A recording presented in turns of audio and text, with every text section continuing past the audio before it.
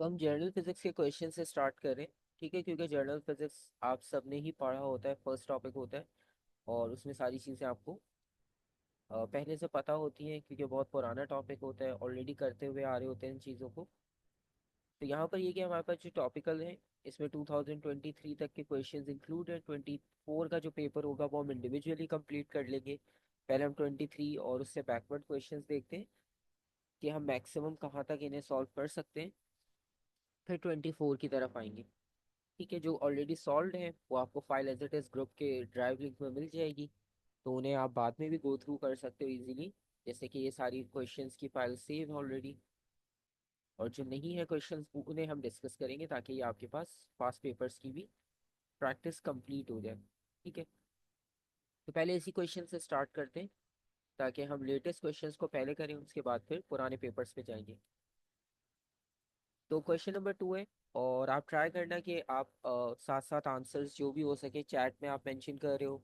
ठीक है, आप ऑडियो पे देना चाह रहे हो, जैसे आपको इजी हो आप आंसर लाजमी मेंशन करना, और अगर डाउट हो तो वो भी मेंशन करना ताकि पता चल सके कि किसे कहाँ कन्फ्यूजन आ रही है। अगर नहीं आंसर होगा तो या तो उसका मतलब ये होगा कि बिल्कुल कुछ समझ नहीं आया, या तो कंप्लीट समझ आ गया। तो इसलिए रिस्पॉन्स देना आपका जो है वो सबसे ज़्यादा इम्पोर्टेंट होगा, क्योंकि सॉल्यूशन तो मैं करवा ही दूंगा, लेकिन आपको समझ आया नहीं, ये जो है वो सबसे इम्पोर्टेंट होगा। तो क्वेश्चन नंबर 2 से स्टार्ट करें। इसमें जो ग्राफिकल रिप्रेजेंटेशन है ये एक्सटेंशन ऑफ अ स्प्रिंग की है। तो अब आपके पास एक्सटेंशन ऑफ अ स्प्रिंग से आपके सबसे पहले माइंड में उसका फॉर्मूला आएगा, F equals to K x, हमने पढ़ा था। और determine the spring constant of this spring. तो स्प्रिंग कांस्टेंट के बारे में अगर आपको याद हो, स्प्रिंग कांस्टेंट को हम किससे रिप्रेजेंट करते हैं? ए से रिप्रेजेंट करते हैं, राइट। तो यहाँ पर कौन सा फॉर्मूला यूज करना चाहिए जिससे आपको के की वैल्यू मिल जाए?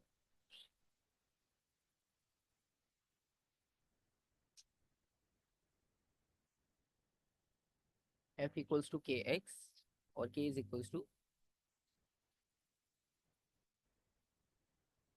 F over X. बहुत स्ट्रेट फॉरवर्ड वैल्यूज गिवन है डायरेक्ट ऑलरेडी, तो आपको ज़्यादा कुछ इसमें से ढूंढना नहीं पड़ेगा। दोनों वैल्यूज आपके सामने ही लिखी हुई है, बस एक सेंटीमीटर में उसका थोड़ा थोड़ा आपने ध्यान रखना है कि उसे मीटर में कन्वर्ट कर लो आप। 14 डिवाइडेड बाय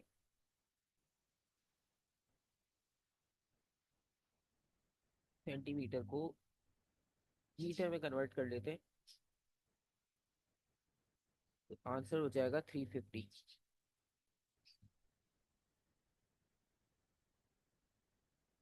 न्यूटन्स पर मीटर। ठीक है,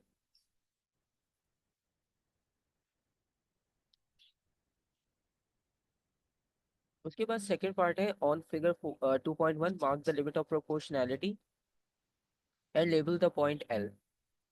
लिमिट ऑफ प्रोपोर्शनैलिटी भी आपको याद होगा कि लिमिट ऑफ प्रोपोर्शनैलिटी वो पॉइंट होता है कि जिसके बाद फोर्स और एक्सटेंशन दोनों डायरेक्टली प्रोपोर्शनल नहीं रहते।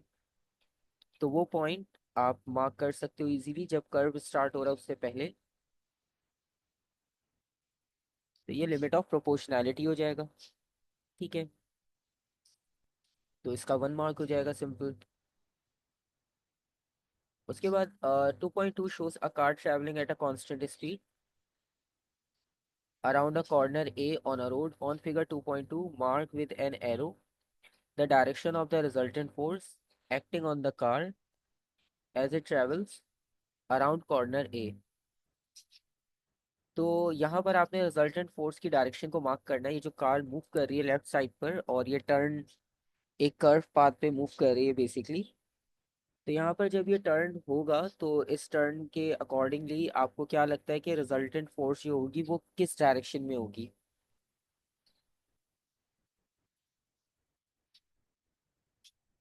तो आप भी अगर कुछ रिस्पॉन्स अपने ऐड कर दो तो अच्छा हो जाएगा, एक आइडिया हो जाएगा। तो बेसिकली इसमें कर्व की बात हो रही है, तो कर्व का मतलब है कि सर्कुलर मोशन का ये टॉपिक होगा बेसिकली।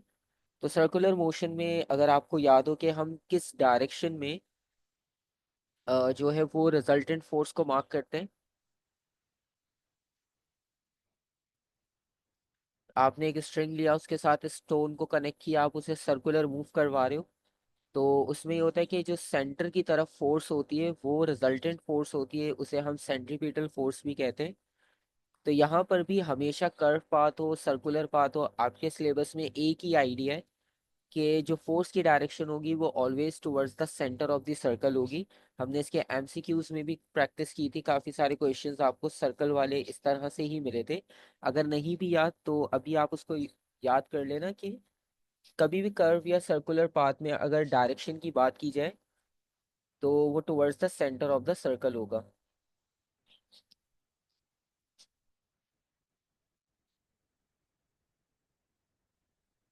ये रिजल्टेंट फोर्स हो जाएगी। तो इस कर्व पाथ का आप एक सेंटर की डायरेक्शन में एक फोर्स मार्क कर दोगे जिससे आपको डायरेक्शन पता चल जाएगी। उसके बाद एक corner B has a smaller radius. B का रेडियस स्मॉल है as compare to A. The car travels at the same speed around the corner as around corner B as corner ए।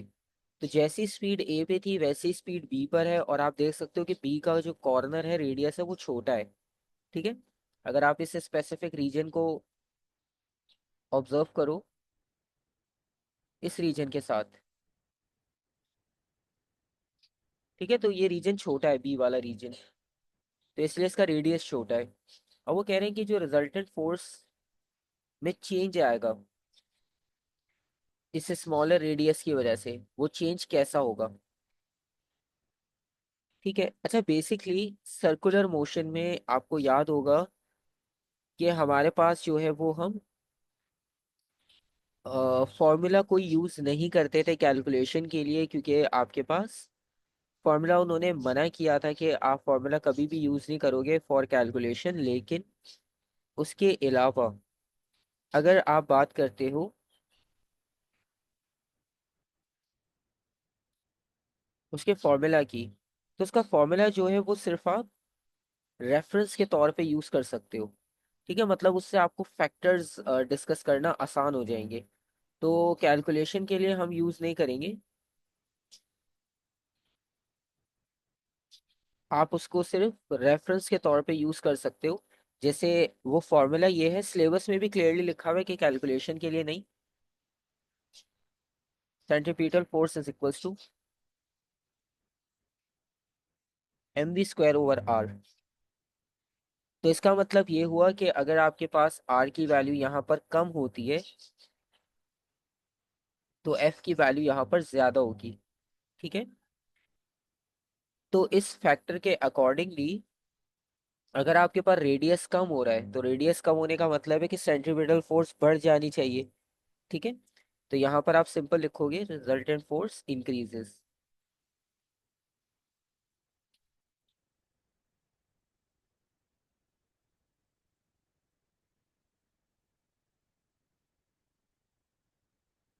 किसी का कोई डाउट, कोई क्वेश्चन, कोई confusion इस question से related, इस टॉपिक से रिलेटेड? दो टॉपिक का एक तरह से यहाँ रिवीजन हुआ है, स्प्रिंग का और सर्कुलर मोशन का। तो किसी का कोई क्वेश्चन?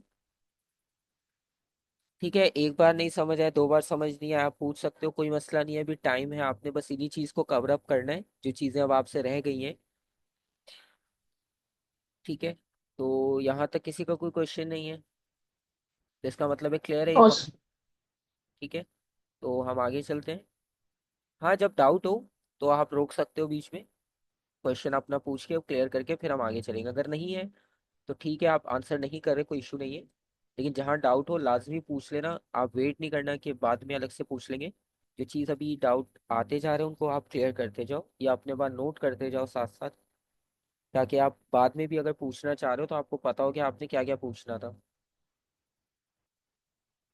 नेक्स्ट क्वेश्चन है ऑयल ऑफ डेंसिटी। तो ऑयल की एक डेंसिटी गिवन है, is poured gently on to the surface of water. और उसको आपने वाटर के सरफेस के ऊपर पोर कर दिया, और अब ये दोनों मिक्स नहीं हुए। ठीक है, क्लियरली वो मिक्स नहीं होते। Final position of the oil relative to the water. तो ऑयल की फाइनल पोजीशन बतानी है रिलेटिव टू द वाटर। तो क्या लगता है कि कौन ऊपर होगा कौन नीचे होगा, क्योंकि मिक्स तो वो नहीं हुए, तो दोनों अलग अलग होंगे बेसिकली सैंडविच की तरह। तो कौन सी लेयर ऊपर होगी, कौन सी लेयर नीचे होगी, और उसकी एक्सप्लेनेशन भी बतानी है। तो कौन सी लेयर ऊपर होनी चाहिए? ऑयल ऊपर होना चाहिए वाटर के। ठीक है।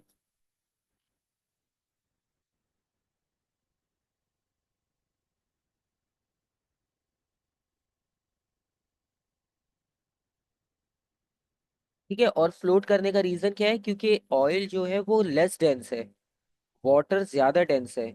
तो ऑयल लेस डेंस होने का मतलब है वो हल्का है, वो फ्लोट कर सकता है। जो हैवी है वो सिंक करता है हमेशा। तो वाटर की डेंसिटी ज्यादा है ऑयल से, तो वाटर सिंक हो रहा है और ऑयल जो है वो फ्लोट कर रहा है।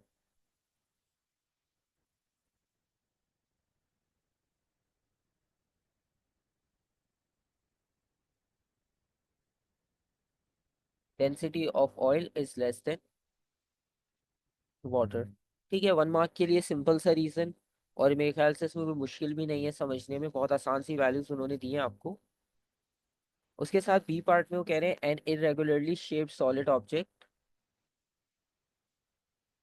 Has a density of 2.7 grams per centimetre cube. एक इरेगुलर शेप सॉलिड है बेसिकली, उसकी कुछ ये डेंसिटी बनती है। और इसका आपने मेथड डिस्क्राइब करना है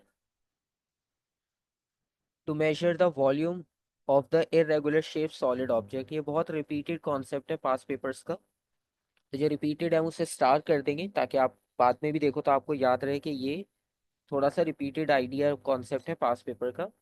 और 2 मार्क्स के लिए लिखना है। तो बहुत ज़्यादा आप इसमें डिटेल नहीं लिखोगे। आप बस सिंपल सा मेंशन कर दोगे कि आपने लिक्विड का, मतलब एक मेजरिंग सिलेंडर में एक लिक्विड का वॉल्यूम आपने नोट कर लिया कि कितना आपने लिक्विड लिया है। उसके बाद आप इरेगुलर ऑब्जेक्ट उसमें जो है वो इमर्स कर दो।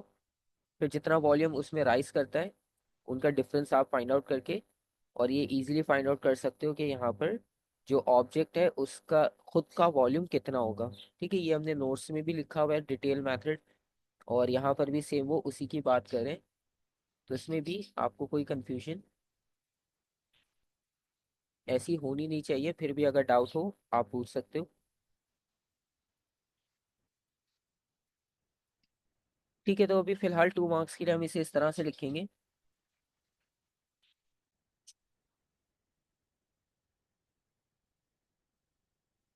Major initial volume of water and immerse object.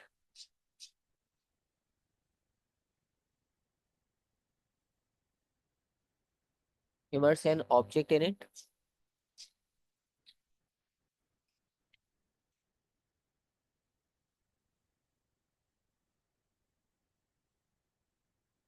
Major volume of rise liquid. Subtract from.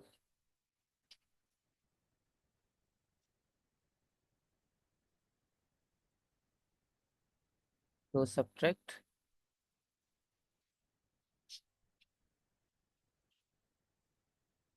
Volume of liquid from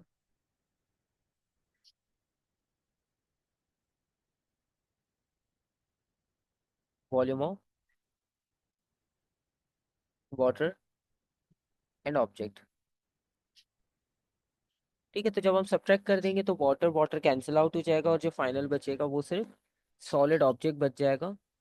तो इससे आपको इजीली वॉल्यूम मिल जाएगा। सेकेंड पार्ट में आपके पास जो वॉल्यूम है ऑब्जेक्ट का वो उन्होंने आपको दिया है 83 सेंटीमीटर क्यूब। मास आपने फाइंड आउट करना है, डेंसिटी उन्होंने ऑलरेडी दे दी थी, तो डेंसिटी ऑलरेडी गिवन है। वॉल्यूम उन्होंने आपको दे दिया, मास आपने कैलकुलेट करना है। डेंसिटी का formula mass upon volume. Mass is equals to density into volume. और यहाँ पर जो आपके पास डेंसिटी है वो ग्राम पर सेंटीमीटर क्यूब में, वॉल्यूम भी सेंटीमीटर क्यूब में, तो मास भी ग्राम्स में आएगा। तो पहले मास कैलकुलेट कर लेते हैं फिर उसे केजी में कन्वर्ट कर लेंगे। आसान तरीका यही है कि उन्होंने 3 मार्क्स दिए, इसका मतलब है यूनिट कन्वर्जन होगी यहाँ पर लाजमी, वरना वो 2 मार्क्स भी आपको दे सकते थे सिंपल। और वैसे भी हम एसआई में कन्वर्ट करते हैं हर बार। हाँ, अगर आपके पास इस तरह के क्वेश्चन 1 मार्क के लिए हो, अक्सर होते हैं, तो उसमें कन्वर्ट करना फिर ज़रूरी नहीं होता, क्योंकि उसमें इतने मार्क्स ही नहीं है कि वो आपको इतनी सारी चीज़ों के मार्क्स जो है वो उन सब के लिए 1 मार्क तो वो नहीं दे रहे होंगे, तो वहाँ पर उनका मेन फोकस यूनिट कन्वर्जन पर नहीं होता। तो पहले मास कैलकुलेट कर लेते हैं 2.7 इंटू 83 से।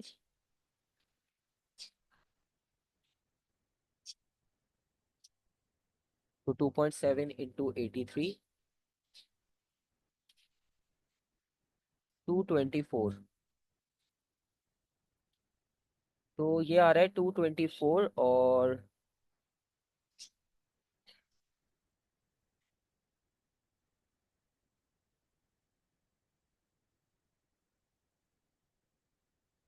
इसको हम केजी में कन्वर्ट कर लेंगे। 224 डिवाइडेड बाय 1000। ठीक है, इसे 1000 से आप डिवाइड कर दोगे तो इसका आंसर हो जाएगा 0.224। ठीक है, और आप इसे 2.2 एक्सपोनेंट माइनस करके भी लिख सकते हो, वरना 0.22 kg। हमारा भी फिलहाल फोकस ये होना चाहिए आंसर्स में, आप टू सिग्निफिकेंट फिगर्स तक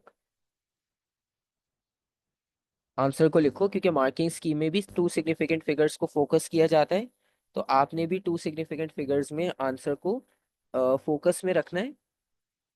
ठीक है, ताकि आप अभी से प्रैक्टिस जब कर रहे हो तो आप टू सिग्निफिकेंट फिगर्स को फोकस करो, ताकि फाइनल में भी आपके पास जो है वो टू सिग्निफिकेंट फिगर्स तक आप उन्हें प्रैक्टिस में मेंशन कर सको।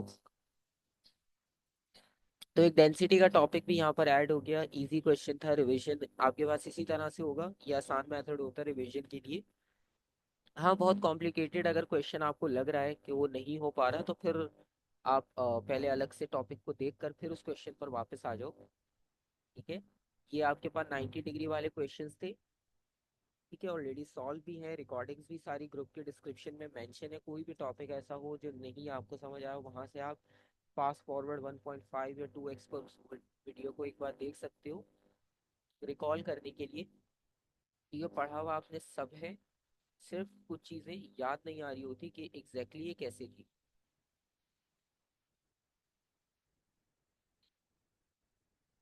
ये वाला जो है इसे डिस्कस कर लेते हैं। ये अभी हम अक्टूबर नवंबर 23 पर ही चल रहे हैं बेसिकली, तो अक्टूबर नवंबर 23 के ये पेपर्स चल रहे हैं। ठीक है, तो 23 के अभी वेरिएंट्स हम सॉल्व कर रहे हैं बेसिकली। ओके, अब इसका आपके पास क्वेश्चन नंबर 2 है। इसमें थोड़ा सा थर्मल भी ऐड हो सकता है बेसिकली इस क्वेश्चन में, तो हम उसे देख लेंगे साथ। इसमें उन्होंने कहा है कि इसमें एक इलेक्ट्रिक टम्बल ड्रायर है used to dry wet clothes. Wet clothes को ड्राई करने के लिए हम यूज करें, और इसके कुछ फंक्शंस यहाँ पर मेंशन है। आप देख सकते हो कि ड्रम है, और ये एयर का एक फ्लो उन्होंने दिखाया है आपको, जो लेफ्ट साइड से नीचे आ रहा है और फिर राइट साइड से ऊपर की तरफ जा रहा है, और हीटिंग एलिमेंट राइट पे लगा हुआ है।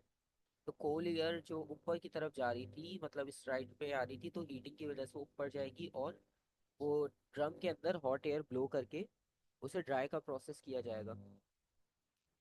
तो उन्होंने भी यही कहा है कि hot air blows into the drum, the air gains water vapours from the clothes and then leave the drum.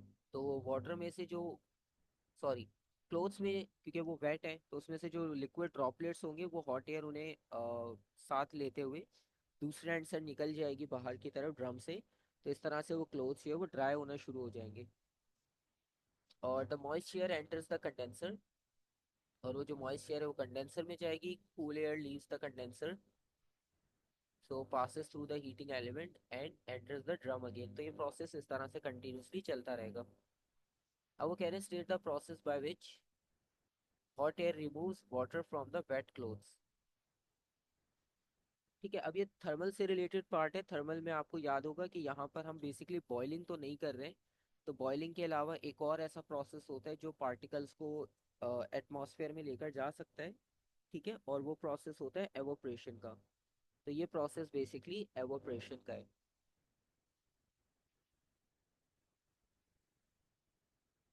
Evaporation में आपको याद होगा, एवोप्रेशन का मतलब ये होता है कि आप हाई एनर्जेटिक पार्टिकल्स को सरफेस से स्केप करवा देते हो, क्योंकि यहाँ पे जो है वो क्लॉथ सरफेस की बात हो रही है, हमारे पास कोई बहुत ज़्यादा वाटर नहीं है यहाँ पर, लिक्विड नहीं है। तो हमने बस वो वाटर जो क्लॉथ से कंज्यूम किया हुआ है उन्हें सिर्फ बाहर निकालना है। तो इसलिए यहाँ पर एवोप्रेशन का प्रोसेस ये इजीली काम कर सकता है। उसके बाद वो कह रहे थी air is cooled as it passes through the condenser. तो टेम्परेचर कम हो रहा है in short. Describe and explain one other way in which air leaving the condenser is different from air entering the condenser. अच्छा, ये बहुत आसान सा क्वेश्चन पूछा उन्होंने। उनका मेन पर्पस क्वेश्चन का ये है कि जो एयर एंटर हो रही है कंडेंसर में, ठीक है, जो कि यहाँ पर है ये रहा। अब आप देखो, जो एयर एंटर हो रही थी यहाँ से हो रही है, और जो एयर एग्जिट हो रही है वो यहाँ से हो रही है। तो एयर एंटर जब हो रही है तो उसमें उन्होंने दिखाया है कि वो डार्क एरो से बनाई है, मतलब वहाँ पे टेम्परेचर हाई होगा। और कंडेंसर में आने के बाद, क्योंकि कंडेंसर में वाटर है, तो वहाँ पे टेम्परेचर डेफिनेटली कम हो जाना चाहिए, और फिर वो राइट साइड पे निकल जाएगी वहाँ से। ठीक है, तो इसका मतलब ये होगा कि एयर जो है वो ड्राई हो जाएगी, पहली बात तो ये, क्योंकि आप उसे कंडेंस करो। और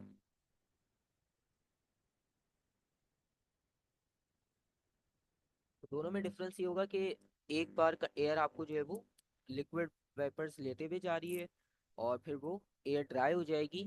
ठीक है, और ड्राई होने का मतलब ये कि जब आप कंडेंसर की तरफ आओगे तो वो वाटर को, मतलब जो वाटर वेपर है, या सिंपल वर्ड्स में आप ये कह सकते हो, वो दोबारा से लिक्विड में कन्वर्ट हो जाएगा उस कंटेनर में। क्योंकि यहाँ पर ये जो आपको वाटर नज़र आ रहा है, ऊपर से हीटिंग एलिमेंट था, हॉट एयर गई, उसने क्लॉथ्स के वाटर वेपर्स को लिया, ड्रम की दूसरी तरफ से बाहर आ गई, और फिर वो दोबारा से लिक्विड की फॉर्म में कन्वर्ट होके नीचे जो वाटर जमा हो रहा है इनके साथ ऐड हो जाएगी। ठीक है, तो आप सिंपल यहाँ पर लिख सकते हो वाटर वेपर, क्योंकि एवोप्रेशन की वजह से हाई एनर्जेटिक पार्टिकल्स ऊपर चले गए थे। तो water vapour converts back into liquid. यहाँ तक किसी का कोई डाउट, कोई क्वेश्चन? No sir. ओके, ठीक है। तो इसके बाद देखते हैं कि आपके पास जो डी पार्ट, बी पार्ट है, the drum of the tumble dryer rotates. तो यहाँ पे अब रोटेशन की बात हो रही है, lifting up the wet clothes which then fall down to the hot air. तो वो रोटेट करेगा तो क्लोथ्स ऊपर जाएंगे, फिर नीचे की तरफ गिर जाएंगे ग्रेविटी की वजह से। So name the force that causes the clothes to fall down. तो ऑलरेडी हमने बात कर ली कि ग्रेविटी की वजह से ही ऐसा होगा। ठीक है,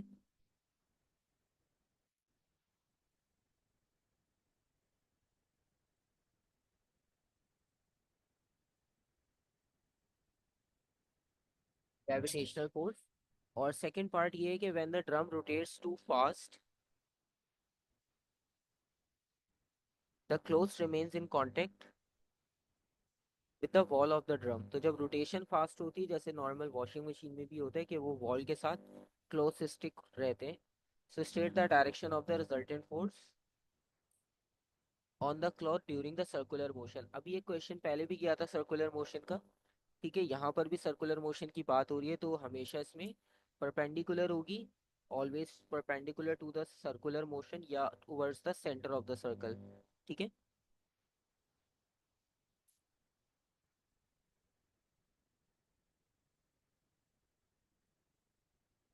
परपेंडिकुलर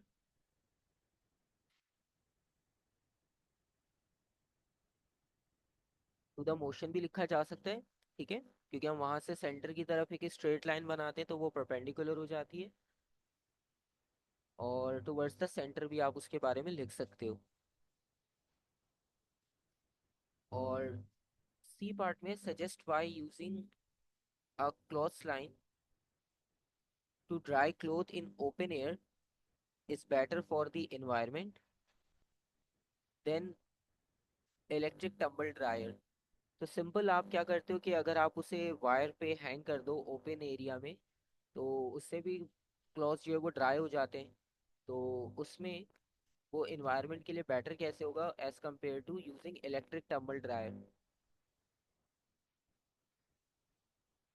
अब इसमें हमें बस ये एडवांटेज होगा कि जब आप ओपन एयर में उसे ड्राई कर रहे हो, तो ओपन एयर में ड्राई करने का मतलब ये कि हम वहाँ पे विंड को यूज़ करें, और वहाँ पर आपको रिन्यूएबल एनर्जी रिसोर्स की हेल्प से आप उसे ड्राई कर रहे होगे। ठीक है। और इसके लिए हमें कोई इलेक्ट्रिसिटी जनरेट नहीं करनी पड़ेगी, इलेक्ट्रिसिटी नीड नहीं होगी उसकी हमें। तो डेफिनेटली इलेक्ट्रिसिटी आपको मिल तो रही है वॉशिंग मशीन या जो भी ड्रायर है यहाँ पर, लेकिन वो इलेक्ट्रिसिटी कहीं से तो जनरेट होकर आ ही रही होगी। तो वो नॉन रिन्यूएबल रिसोर्स से आ रही होगी। और इसमें डेफिनेटली कुछ ना कुछ आपके पास इस तरह के रीजंस होंगे जो कि आपके एटमॉस्फेयर को अफेक्ट कर रहे होंगे ग्रीन हाउस गैसेस की फॉर्म में या डिफरेंट फॉर्म में। तो 1 मार्क के लिए हम सिंपल ये लिख सकते हैं।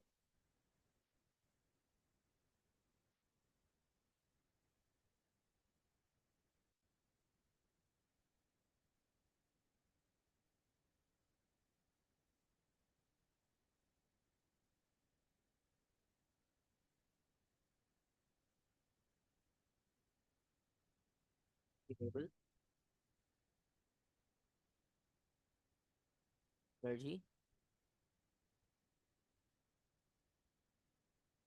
रिसोर्स।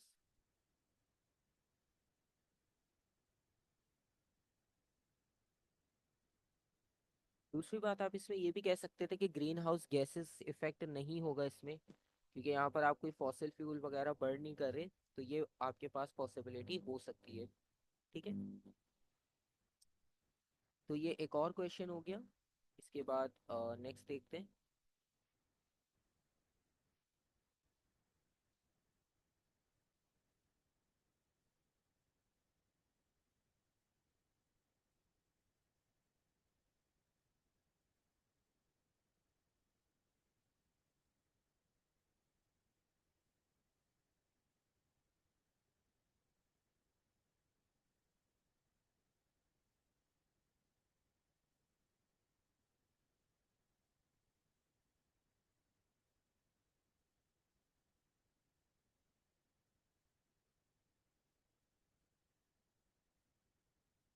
अभी भी आप यहाँ पे देख सकते हो कि अक्टूबर नवंबर 23 का ही पेपर चल रहा है।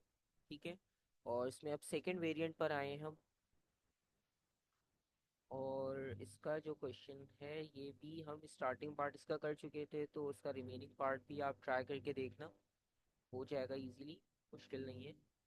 इसके बाद अब फर्स्ट वेरिएंट आ गया अक्टूबर नवंबर 23 का। ये हम कर चुके थे फिफ्थ पार्ट इसका। ये वाला नहीं किया हुआ, ये कर लेते हैं हम। तो क्वेश्चन नंबर 4 है, a radio transmitter is a very tall thin cylinder. It is prevented from falling over by wires.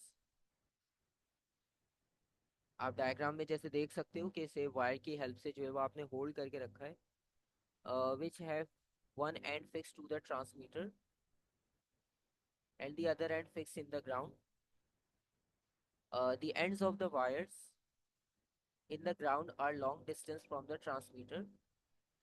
So figure 4.1 shows the transmitter and two of the wires. तो यहाँ पर आप ट्रांसमीटर और दोनों वायर्स को देख सकते हो। The center of gravity is shown on figure 4.1. So state what is meant by center of gravity. ठीक है।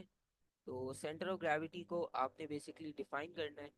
तो सेंटर ऑफ ग्रेविटी का मतलब आपको पता है कि वो पॉइंट जिस पे कंप्लीट मास बॉडी का कॉन्सेंट्रेट कर रहा हो। ठीक है।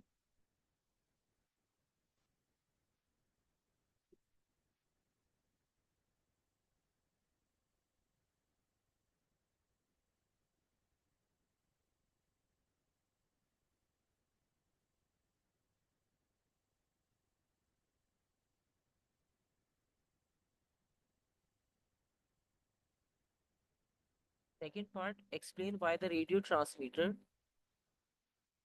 Without wires is a very unstable structure. अभी जो रेडियो ट्रांसमीटर है बेसिकली जैसे ही आप डायग्राम में देख रहे हो, तो अगर इसमें से वायर्स हटा दी जाएं तो ये अनस्टेबल स्ट्रक्चर क्यों होगा। बहुत आसान सी बात है कि अगर आपसे कहा जाए इस पोल को आप ऐसे ही एक हॉरिजॉन्टल सरफेस है, फॉर एग्जांपल ग्राउंड है, आप उस पे इसे बैलेंस करने की कोशिश करो, तो वो मुश्किल होगा। उसका रीज़न ये, एक तो इसकी बेस बहुत छोटी है। ठीक है। इसमें आप कंपैरिजन के लिए एक एग्जांपल वो भी ले सकते हो, जैसे आपके पास F1 कार होती है और डबल डेकर बस होती है। तो F1 कार में क्या होता है कि उसकी बेस बहुत बड़ी होती है, उसकी हाइट बहुत कम होती है ग्राउंड के कंपैरिजन में।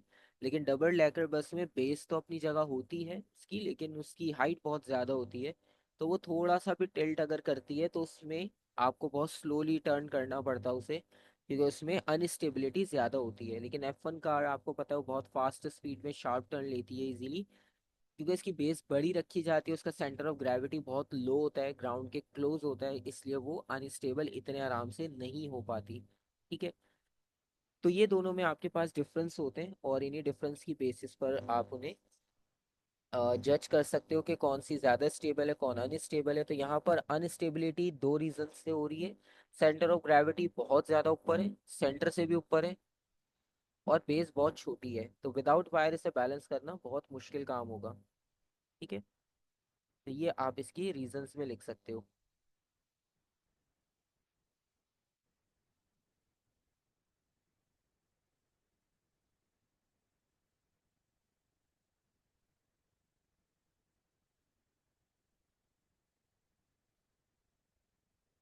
Because of small base.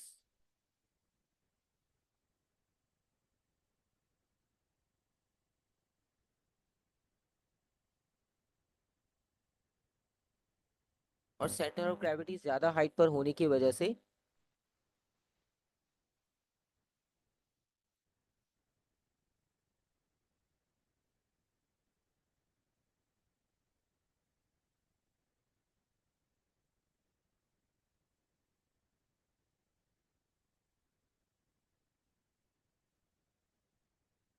Unbalanced transmitter.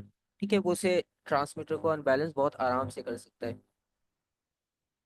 उसके बाद बी पार्ट में वो पूछ रहे हैं कि wire W is under tension and it exerts a force T on transmitter. तो जो इसमें वायर्स कनेक्टेड है बेसिकली, जैसे कि आप ये देख रहे हो, तो इनमें टेंशन भी होगी। मतलब टेंशन वो फोर्स होती है जो वायर में एक्ट कर रही होती है, ठीक है, होल्ड करने के लिए। तो ये आपके पास दोनों साइड्स पर टेंशन की फोर्स आ जाएंगी। On figure 4.1, mark an arrow to show the force T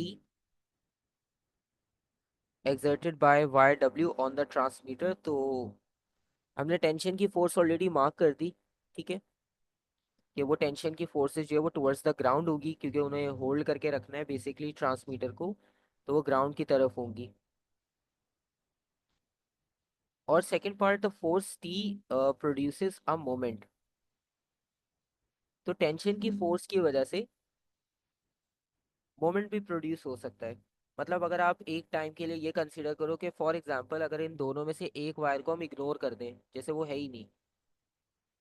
ठीक है, फॉर एग्जांपल अगर आप राइट साइड वाली कंसीडर करो, तो वो बेस के अकॉर्डिंगली अगर आप इसे पिवट बना दो फॉर एग्जांपल, तो रोटेशन ऐसे हो जाएगी। और फॉर एग्जांपल अगर आपके पास लेफ्ट साइड वाले को कंसीडर करें सिर्फ,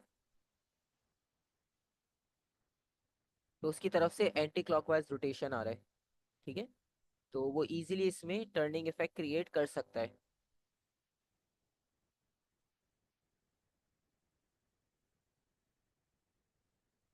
तो describe how the moment produced by capital T is calculated and indicate on figure 4.1 what is meant by any other terms in the description। ठीक है। तो मोमेंट में आपको पता है फोर्स और परपेंडिकुलर डिस्टेंस यूज किया जाता है। तो यहाँ पे फोर्स जो होगी वो टेंशन की फोर्स होगी, और जो डिस्टेंस होगा वो परपेंडिकुलर डिस्टेंस बेसिकली बेस से लेकर या पिवट आप उसे कह सकते हो, लाइन ऑफ एक्शन तक का डिस्टेंस होगा।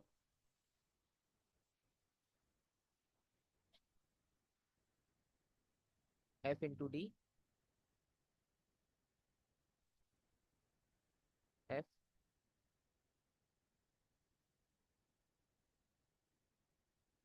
Is the force extension and perpendicular distance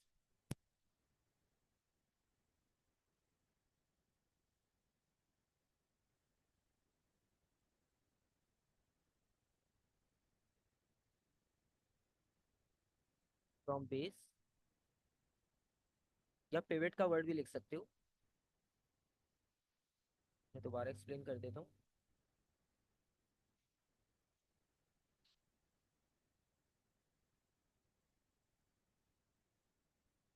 to line of action. इसमें आप दोबारा से अगर डायग्राम को देखो तो बहुत आसान सा सिनेरियो है टर्निंग इफेक्ट का। लेट्स सपोज अगर आप इसमें से लेफ्ट साइड वाली फोर्स को हटा दो, टेंशन वाली फोर्स को आप इग्नोर कर दो फॉर एग्जांपल, तो अगर राइट साइड वाली टेंशन जो हमने मार्क की हुई है नीचे की तरफ, अगर सिर्फ वो एक्ट कर रही हो बॉडी पर, तो उसके हिसाब से जो रोटेशन होगी वो राइट साइड पे क्लॉकवाइज हो जाएगी। मतलब वो पोल को इस तरफ गिरा सकती है बहुत आसानी से, ऐसे। ठीक है, तो ये पोल या ये ट्रांसमीटर इस डायरेक्शन में आ जाएगा। ठीक है, तो बेसिकली ये हमारे पास जो बेस है, यहाँ आप इसे बेस कह सकते हो या पिवट भी कह सकते हो, क्योंकि यहाँ से ग्राउंड के साथ कांटेक्ट में था, तो ये फिक्स पॉइंट है, तो इसके अराउंड रोटेशन होगी। ठीक है, जैसे आप पेंसिल को वर्टिकल रखो और उसे आप छोड़ दो तो वो किसी एक डायरेक्शन में गिर जाती है, तो इसी तरह से ये ट्रांसमीटर भी जहाँ फोर्स ज़्यादा होगी उस डायरेक्शन में जाना शुरू कर देगा, और ये आपको टर्निंग इफेक्ट मिलना शुरू हो जाएगा। ठीक है, और जैसे यहाँ पर फोर्स अप्लाई हो रही है ना, इस पॉइंट पर फोर्स अप्लाई हो रही है, तो इस पॉइंट से लेकर आपके पास जो ये परपेंडिकुलर डिस्टेंस होगा, ये आप डी मार्क कर लोगे। ठीक है, क्योंकि स्ट्रिंग जहाँ पे कनेक्ट है वो वहीं से फोर्स लगा रहा है, अगर ये नीचे कनेक्ट होता तो ये नीचे वाली डायरेक्शन से फोर्स लगा रहा होता, तो उससे परपेंडिकुलर डिस्टेंस चेंज हो जाता। ठीक है, तो अभी वो जहाँ पर कनेक्टेड है वहां से वो फोर्स अप्लाई करेगा। तो जर्नली आपने एक्सप्लेन करना था कि इसमें क्या क्या चीज़ें हो सकती हैं, तो वो ये सारे फैक्टर्स इसमें हो सकते थे जो कि इसमें रोटेशन प्रोड्यूस कर सकते हैं। ज़रूरी नहीं है राइट पर जाए, लेफ्ट पर भी जा सकता है। हमने तो जर्नली बस मेंशन करना है ये कैसे पॉसिबिलिटी बन रही है।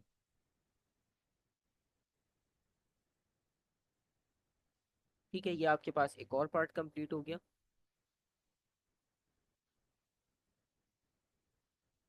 उसके बाद अभी अक्टूबर नवंबर 23 चल रहा है, ठीक है, फर्स्ट वेरिएंट है अभी भी।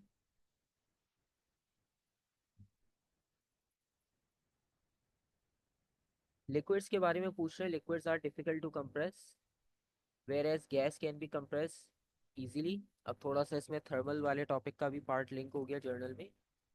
इन टर्म्स ऑफ पार्टिकल एक्सप्लेन करना है why it is difficult to compress liquid, एक तरह से ये वाला पार्ट भी आपको कॉन्सेप्ट ये वाला भी काफी जगह पे रिपीटेड मिल जाएगा सेम इसी तरह से। ठीक है, क्योंकि पार्टिकल्स जो होते हैं वो लिक्विड में इतने ज़्यादा दूर नहीं होते गैस के कंपैरिजन में, गैस में तो काफ़ी रैंडम मोशन में और काफ़ी दूर डिस्टेंस पे होते हैं। ठीक है, इसमें क्लोज टुगेदर होते हैं, यानी वो एक दूसरे के ऊपर स्लाइड ओवर कर रहे होते हैं, तो वो इतना क्लोज होते हैं तो इसलिए उनमें स्पेस कुछ खास होता नहीं है कि आप उन्हें ज़्यादा कंप्रेस कर पाओ। और उनकी जो इंटरमॉलिक्यूलर फोर्सेस होती है वो भी गैसेस से ज़्यादा ही होती है। ठीक है, because they are close together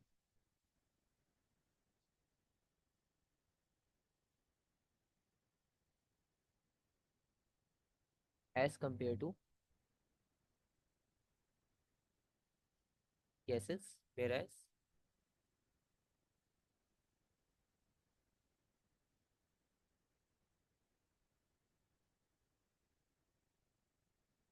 liquid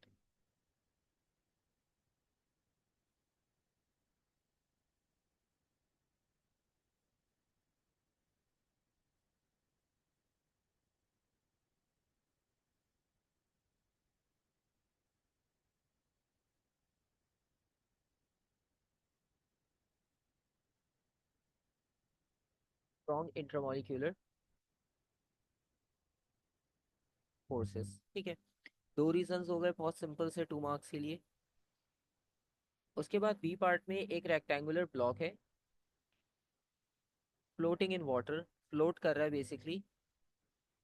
water की डेंसिटी आ गई नॉर्मल जैसे 1000 होती है, और ये आप इसकी डेप्थ देख सकते हो कि ये कितनी डेप्थ इसकी वाटर के अंदर है बाकी बाहर।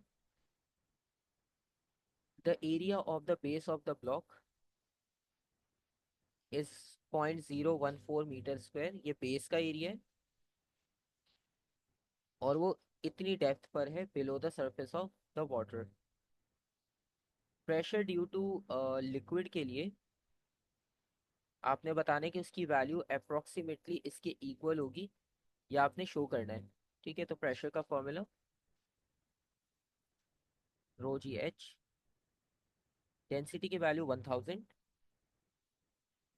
जी की वैल्यू न्यू पेपर्स में 9.8, डेप्थ की वैल्यू आपको ऑलरेडी पता है 0.087।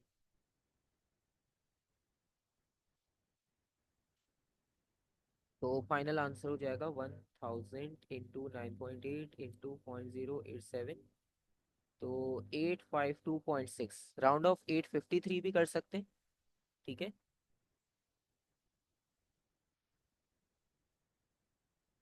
और अभी जैसे प्रीवियस क्वेश्चन में बात कर रहे थे टू सिग्निफिकेंट फिगर्स की, तो उनका देखो फोकस टू सिग्निफिकेंट फिगर्स पे ही है। उन्होंने दो कंसिडर कर रहा राउंड ऑफ करके, और तीसरे को नॉन सिग्निफिकेंट बना दिया। तो ये इक्वल हो जाएगा 850 पास्कल्स के। सिंपल।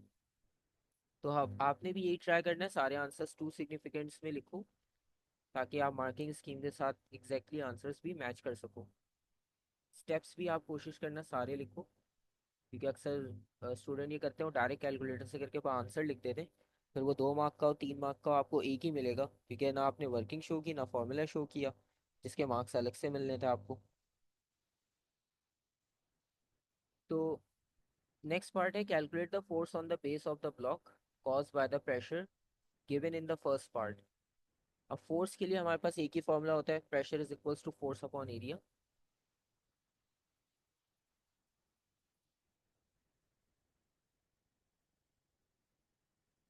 प्रेशर की वैल्यू 850, एरिया की वैल्यू उन्होंने आपको दी थी 0.014। ठीक है, ये पार्ट भी बहुत आसान हो जाएगा। 815 टू 0.014, 11.9। अब आप इसे भी टू सिग्निफिकेंट्स में लेकर आओगे, 12 हो जाएगा, 12 न्यूटन। ठीक है, बहुत आसानी से ये भी आपके पास हो जाएगा यहाँ पे कंप्लीट।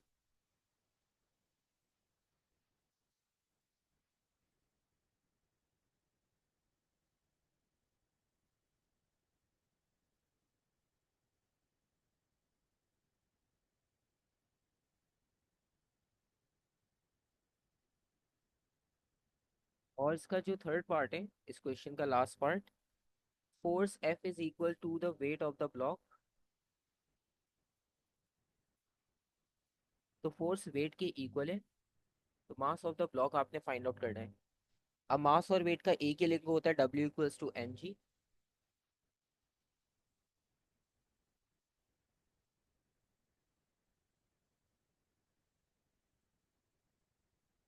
तो फोर्स उन्होंने खुद कहा था वेट के इक्वल होगा, यानी 12 को आप डिवाइड कर दोगे 9.8 से। तो 12 divided by 9.8, 1.2244। Two significant figures में अगर लिखे तो 1.2 kg। ये आपके पास कंप्लीट हो जाएगा। ठीक है।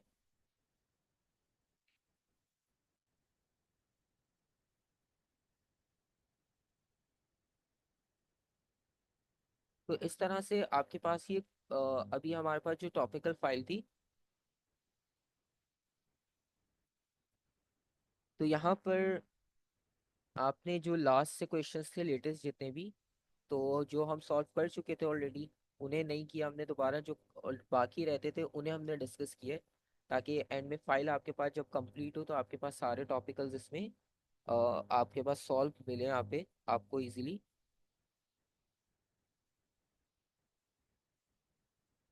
और अब इसमें जो बाकी क्वेश्चंस हैं, जनरल फिजिक्स आज हम डिस्कस कर रहे थे बेसिकली, तो ये फाइल मैं ड्राइव में अपलोड कर दूंगा एज इट इज़। लेटेस्ट जो भी इसमें सॉल्व ऑलरेडी हैं और जो आज की हैं वो आपको मिल जाएंगे। तो आपने बाकी भी ट्राई करने। ठीक है। तो कुछ चीज़ें यहाँ पे आपको पहले से मिल जाएंगी। तो अभी फ़िलहाल आपने ये करना है कि नेक्स्ट क्लास से पहले आपने ये देखना है कि जर्नल फिजिक्स में आपके पास कौन कौन से डाउट्स आपके पास हैं, ठीक है, क्या चीज़ आपने पूछनी है, क्या कंफ्यूजन है, और कौन कौन से क्वेश्चंस आपको ऐसा लगता है पास पेपर से आपने ऑलरेडी निकाल के रखे हैं जिनमें आपको कंफ्यूजन्स आ रही हैं ज़्यादा। तो वो चीज़ें आप पहले से मार्क करके रखना, ताकि जब हम नेक्स्ट क्लास में डिस्कस करना शुरू करें तो अगर कोई डाउट हो वो आपको पहले से पता हो। ठीक है, तो वो चीज़ आप थोड़ा सा खुद भी स्टार्ट करना, मार्किंग करना अपने लिए चीज़ें। और नेक्स्ट भी हम इसमें जर्नल फिजिक्स को कंटिन्यू करेंगे, ताकि अगर किसी को बाद में कोई डाउट याद आते हैं तो वो भी हमें पता चल जाए। और इसी तरह से हम जर्नल के बाद फिर थर्मल भी साथ साथ इसके ऐड कर लेंगे, क्योंकि थर्मल भी छोटा सेक्शन है, इतना ज़्यादा डिटेल नहीं है।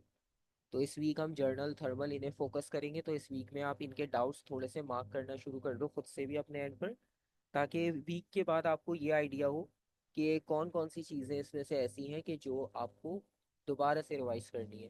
ठीक है, तो इसमें रिवीजन का यही बेसिकली पर्पज़ है कि आप अपने आप को भी आइडेंटिफाई करो कि क्या चीज़ें आपने अब दोबारा से रिवाइज करनी है। ठीक है।